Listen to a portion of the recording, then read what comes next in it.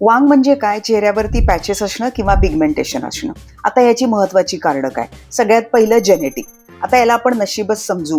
काही जणांना कडक उन्हात फिरून सुद्धा वांग येत नाही, तर काही जणांना घरात बसून मिनिमम सन एक्सपोजरनी सुद्धा वांग येऊ शकतं. दुसरं कारण मेजर हार्मोनल शिफ्ट, म्हणजे ड्युरिंग प्रेग्नन्सी किंवा मेनोपॉज या दरम्यान नवीन वांग येऊ शकतं किंवा असलेलं वांग वाढू शकतं. तिसरं महत्वाचं आणि जे आपण नक्कीच अवॉइड करू शकतो म्हणजे direct sun exposure.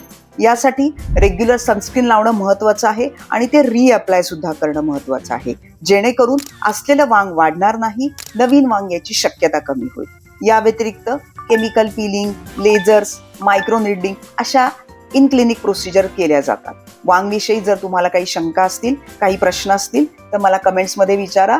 I will be happy to answer your questions. Thank you.